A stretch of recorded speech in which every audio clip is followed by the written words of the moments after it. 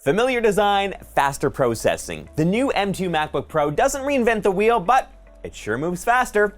My name is Drew Kozub. I've been hands-on with the MacBook Pro for 1 week, and these are the things I think are interesting and helpful to know about the most powerful MacBook Pro Apple has ever released. Let's start with the design.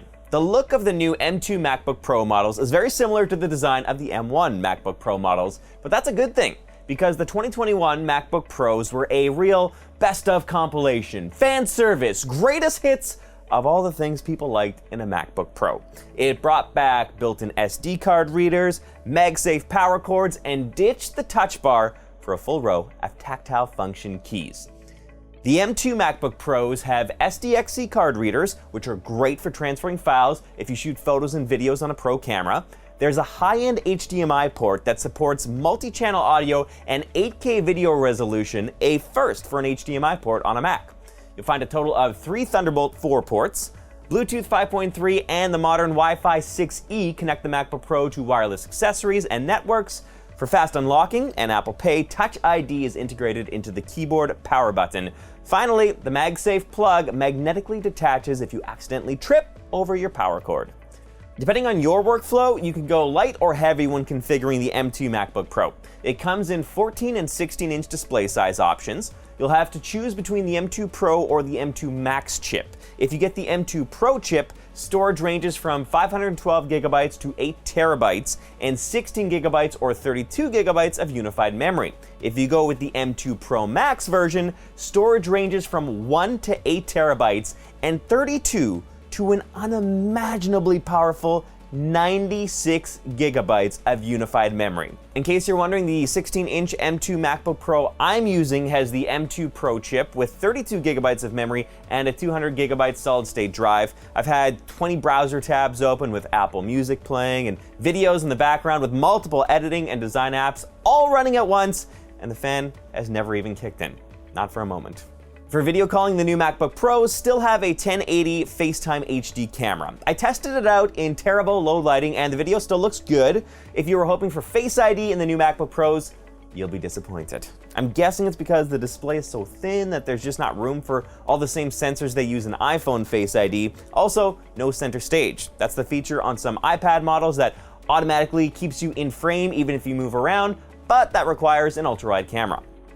If you've never seen the M2 MacBook Pro display in person, it is a stunner. The Liquid Retina XDR display has a 1,000,000:1 contrast ratio, so black on the screen is rich and deep, white is brighter, and colors are more vibrant and beautiful than ever. If you like multi-monitor setups, the M2 Pro chip allows you to connect up to 2 external displays with 6K resolution at 60 Hz over Thunderbolt, and the M2 Max lets you connect up to 3 external displays at 60 Hz over Thunderbolt. There's even more you can do depending on your monitor configuration, even getting up to 4 displays with the M2 Max and the HDMI output. So if you have a really complex external display setup, check out the display support section on Apple's site, because that could impact whether you need the M2 Pro versus the M2 Max chip. Music, movies, and any audio really sound incredible on the MacBook Pro. There is a high-fidelity 6-speaker surround sound system with force-canceling woofers, which eliminate unwanted vibrations in the lower frequencies, giving you rich, unmuddled bass. MacBook Pro with M2 supports spatial audio for music and video with Dolby Atmos on the built-in speakers, and spatial audio with dynamic head tracking when using compatible earbuds or headphones. The amazing audio quality is a standout feature of the MacBook Pro, and you don't fully appreciate it until you've experienced it for yourself. Let's talk battery life. Apple silicone chips are great at getting you the most power while using the least energy, which results in excellent battery life on the MacBook Pros. The 14-inch model gets 18 hours of video playback and 12 hours of wireless browsing. The 16-inch model has the best battery performance of any Mac, up to 22 hours of video playback and 15 hours of wireless browsing. In my testing, battery life was so good, eventually I just stopped worrying about plugging in my MacBook Pro. But when the time does come in that you do have to plug it in, you can get a 50% charge in about 30 minutes. To sum up, very similar design and features to the previous MacBook Pro with the M1 chip, but with the new, more powerful M2 chip, is the new MacBook Pro worth it?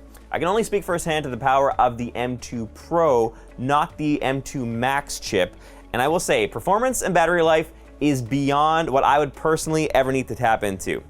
I work professionally making audio and video for traditional broadcast media, and I personally haven't come close to needing the power that is available in the M2 Pro. Having said that, tasks in my workflow that would have previously taken seconds or even minutes are now instant. So, if you're looking to upgrade and want the very best available in a laptop, and you're prepared to drop some serious money in exchange for serious performance, I don't think you'd be disappointed in the M2 MacBook Pro.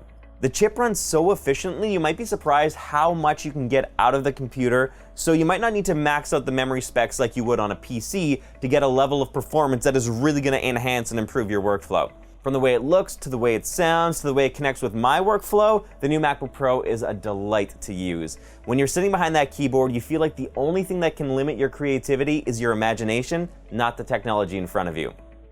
That's a wrap on my MacBook Pro video. If you watched it all the way to this point, thank you. Honestly, I would love to hear what you think of this video because I mostly do YouTube Shorts, and that's mostly very beginner tips and basic stuff. So I'd be curious to know what you think of my longer form videos so I can know if this is something I should focus more time on and what works well and maybe what I should improve for next time. If you want to keep in touch, you can follow me on social media at Kozub. If you feel like subscribing to my YouTube channel, even better. But if you don't, I hope this video was helpful for you and that we'll cross paths again sometime.